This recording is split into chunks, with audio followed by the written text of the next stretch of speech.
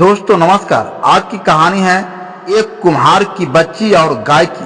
दोस्तों एक समय की बात है, एक छोटे से गांव में एक कुम्हार अपनी पत्नी के साथ रहता था। उसकी 2 साल की बच्ची थी। एक दिन कुम्हार ने कुम्हारिन से कहा, आज हम लोग जंगल से मिट्टी लाने जाएंगे। कुम्हारिन ने सहमति देते हुए कहा, हाँ जी चलेंगे। तो कुम्हार ने हाथ में कुदार पकड़ा और वह चला जंगल की ओर। कुम्हारिन ने बच्ची को गोद में ले लिया, टोकरी हाथ में पकड़ी और चली कुम्हार के पीछे पीछे जंगल में जाकर कुम्हार ने अच्छी सी जमीन देखकर कुदार से उसे मिट्टी खोदा और बहुत सारी मिट्टी निकाली। कुछ मिट्टी को कुम्हारिन के टोकरी में भरा और माथे पर रख लिया।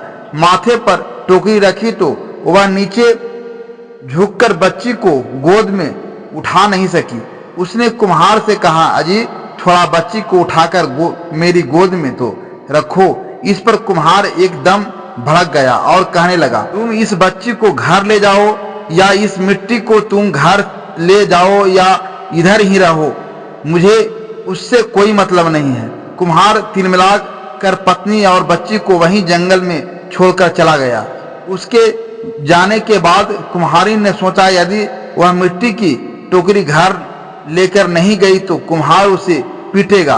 तो उसने उस बच्ची को वहीं छोड़कर वह मिट्टी की टोकरी सिर पर लेकर घर चली गई और उसके पीछे अकेले उसे जंगल में वह बच्ची घबरा गई और रोने लगी। लेकिन उसका रोना सुनने के लिए कौन था?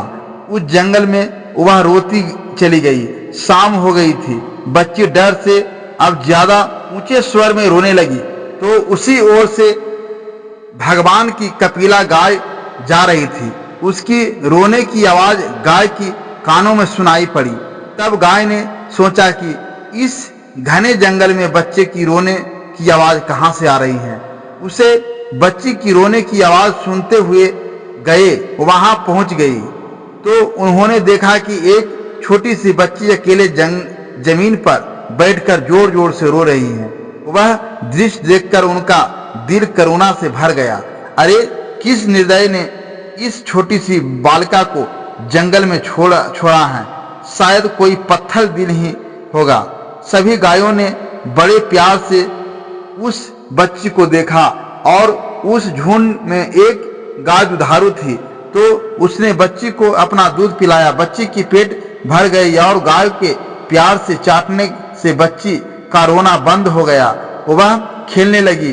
तब गाय उसे वहां छोड़कर अपने जगह में गई। सुबह फिर बच्ची के पास आकर उन गायों ने उसे प्यार किया, दूध पिलाया। फिर शाम हो गई। शाम को वे वापस वहां से चली गई। ऐसा कुछ समय तक चलता रहा। गाय का दूध पीने से वह बच्ची बड़ी स्वस्थ हो गई, जल्दी जल्दी बढ़ने लगी। अब वह उन गायों को ही अपनी मां समझने लगी। उनका आवाज सुनते ही वह उनकी ओर दौड़कर चली जाती और उनसे लिपट जाती। कुछ समय बाद वह और भी बड़ी हो गई और उनके पीछे पीछे जंगल में घूमने लगी। सभी गायें उसका बहुत ख्याल रखती थी। कोई शेर, बाघ एवं कोई अन्य जंगली जानवर आकर उसे पर हमला न करे, इसलिए वे सब जंगल में उसी के पास खड़ी रहकर अपने घेरों में चरती थी और उसे उस अपना घेरा में रखती थी। धीरे धीरे कुछ साल गुजर गए। बच्ची अब 10 साल की हो गई। उस पर सभी गायों ने सोचा, अब बच्ची का जंगल में खुले रहना ठीक नहीं है। वे उसे अपनी गोठ में लेकर आ गई। उन्होंने बच्ची से कहा, बेटी अब तुम इस गोठ के अंदर ही रहना, बाहर मत निकलना।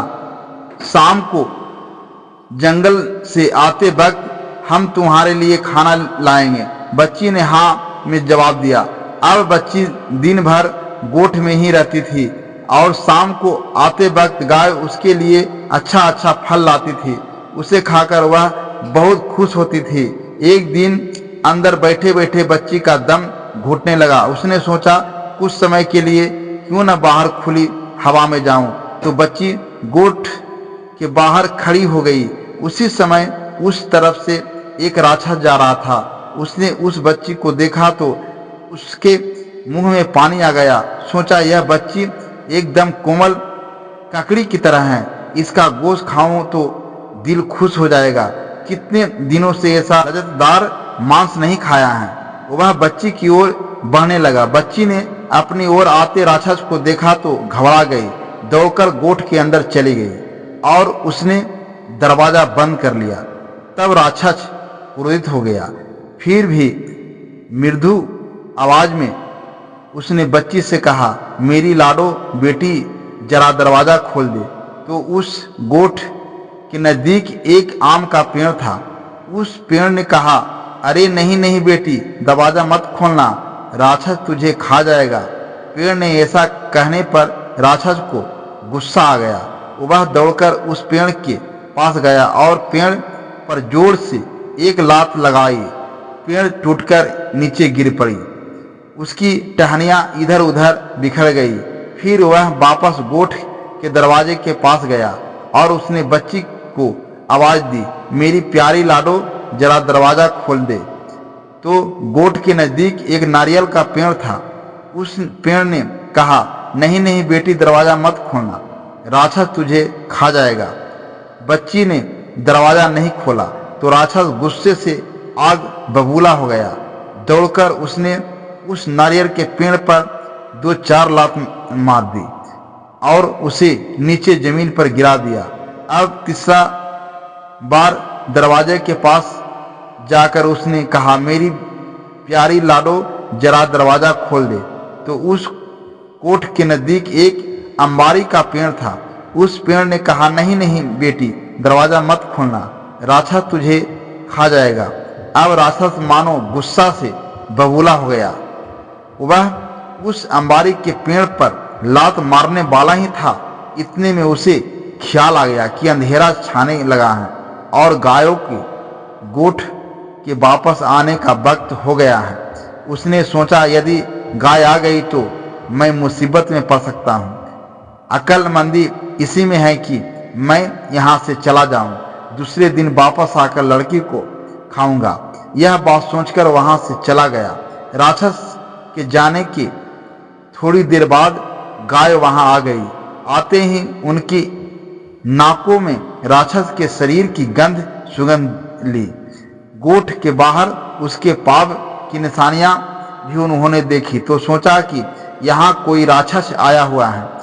इसका इन्हें यकीन हो गया। वे डर गई। हे भगवान, हमारी बच्ची सुरक्षित है। यह सोचकर सभी गाय दौड़ते हुए गोठ के दरवाजे के पास पहुंची। उसके पहुंचने से दरवाजा अपने आप खुल गया। सब एकदम अंदर घुसी तो बच्ची अंदर दिखाई नहीं दिया। वे सब व्याकुलता से उसे ढूंढने लगी। ढूंढने के बाद बच्ची का एक कोने में डरती हुई रोती उन्होंने देखी तो गाय दौड़कर उसके पास गई और पूछा, बोलो बेटी, क्या हुआ? किसने डराया तुम्हें? बच्ची ने सब बात बता दी। यह सुनकर वे सब क्रोधित हो गई और बोली, उस राक्षस की यह हिम्मत, हमारी बेटी को खाने के लिए आए। ठहर, कल सिखलाएंगे उसे सबक। दूसरे दिन सुबह एक भी गाय चरने जंगल नहीं आई। सब छिपकर गोठ में रही।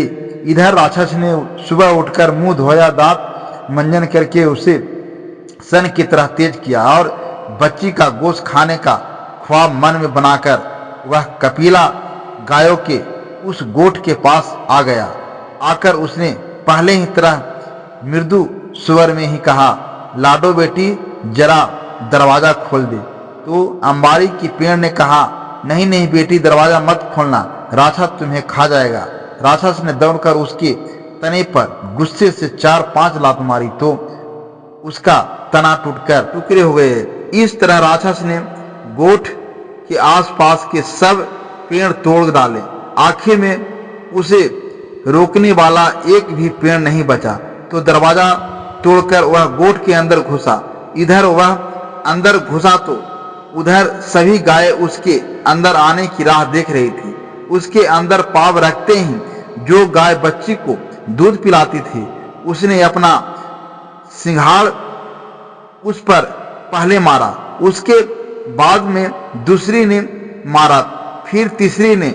ऐसा करके सभी गायों ने मिलकर उसकी कमर तोड़ दिया, हाथ पैर तोड़ दिया और उसे जख्मी करके दूर जंगल में फेंक दिया। जख्मी राक्षस ने सोचा, सिर सलामत तो पगड़ी 50। इसके बाद जीवन में कभी किसी बच्ची का गोश्त खाने की इच्छा नहीं रखूंगा।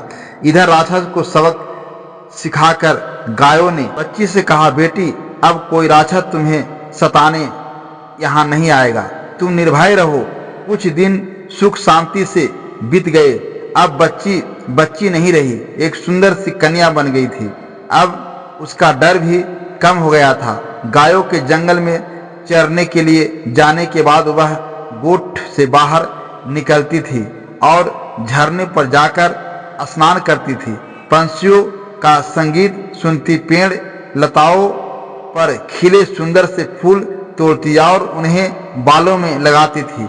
एक दिन हमेशा की तरह वह झरने पर स्नान करके फूल तोड़ रही थी, तो उस तरह से उस राजकुमार जो शिकार के लिए निकला था, एक हिरण के पीछे पीछे दौड़ता वहां पहुंच गया। उसने उस कन्या को देखा और उसे वह बहुत लुभा गई। उसने कन्या से बात करने का प्रयत्न किया तो कन्या दौड़कर गोठ में घुस गई और दरवाजा बंद कर लिया। राजकुमार पहली ही नजर में उस कन्या से प्यार करने लगा था। वह अपने घर गया और अपनी माता को उसने अपने प्यार की बात बताई। राजा माता ने वह बात राजा को बताई तो राजा ने कहा, ठीक है, जैसी पुत्री की, यदि उसे वह कन्या पसंद है तो उसके साथ ही उसकी शादी करेंगे। राजा ने तुरंत प्रधान को आदेश दिया कि कुछ सिपाहियों साथ में लेकर उस वन में जाओ और उस कन्या को राजमहल में लेकर आओ। राजा के आदेश के अनुसार प्रधान कुछ सिपाहियों के साथ में लेकर गया और कन्या को साथ लेकर राजमहल आ गया। कन्या की सुंदरता देखकर राजा और रानी दोनों ही प्रभावित हो गए। अपने पुत्र की पसंद की उन्होंने प्रशंसा की। रानी ने तुरंत ही दासियों से कहकर कन्या को सुगंधित तेल और साबुन लगाकर नहलाया, उसे पहनने को अच्छे कपड़े दिए, उसके बाल बनाए। अब कन्या इस वेश में पहले से भी सुंदर दिखने लगी, जैसे वह स्वर्ग की अप्सरा हो। कुछ दिनों तक रानी ने उसे अपनी देखभाल में राज घराने की रस्में और रिवाज की शिक्षा दी। जब पूरी तरह राज घराने की बहू बनने योग्य हुई तो राजकुमार या उसका बड़ी धूमधाम से विवाह किया। तो वह कुम्हार की लड़की अब राजा की बहू बन गई। उसके पास अब सारा सुख चैन था। पहनने के लिए अच्छे वस्त्र थे, हीरे जवाहरात थे, नौकर चाकर थे, प्यार करने वाला पति था और सास ससुर थे, लेकिन वह खुश नहीं थी। उसे अपनी गौ माताओं की बहुत याद आती थी, इसलिए सारा सुख होते हुए भी वह दुखी थी। राजकुमार के ध्यान में वह बात आ गई। उसने उससे पूछा, तुम्हें क्या चीज का दुख है? तुम ऐसी गुमसुम क्यों रहती हो? उसने कहा, मुझे मेरी माताओं के पास लेकर चलो। राजकुमार ने पूछा, कौन है तुम्हारी माता? लड़की ने कहा, मेरी माता है गाय। राजकुमार ने आश्चर्य से पूछा, गाय? उस पर कन्या ने उसे कथा सुनाई। उसे कथा को सुनकर उसने कहा, ठीक है, मैं तुम्हें तुम्हारी माताओं के पास लेकर चलता हूँ। दूसरे ही दिन राजकुमार कन्या को यानी अपनी पत्नी को उस जंगल में लेकर गया और कन्या को देखकर सभी गायें दौड़कर उसके पास आ गई। कन्या भी दौड़कर उनके गले से चिपक गई। गायों ने उसे ममता से चाटा। कन्या ने भी उन्हें प्यार से सहलाया। जिस कपिला गाय ने उसे अपना दूध पिलाया था, उससे तो वह बहुत देर तक चिपक कर रोने लगी। कुछ देर के बाद गाय उठकर जंगल में चली गई और राजकुमार अपनी पत्नी को लेकर राजमहल वापस आ गया। जंगल में अपनी गौ माताओं से मिलकर आने के बाद कन्या यानी वह कुम्हार की लड़की खुशी खुशी अपने पति राजकुमार के साथ रहने लगी। आशा करती हूँ यह कहानी आपको पसंद आई होगी। कहानी पसंद आई हो तो वीडियो को लाइक शेयर अवश्य करें और हमारे चैनल को सब्सक्राइब जरूर करें। धन्यवाद।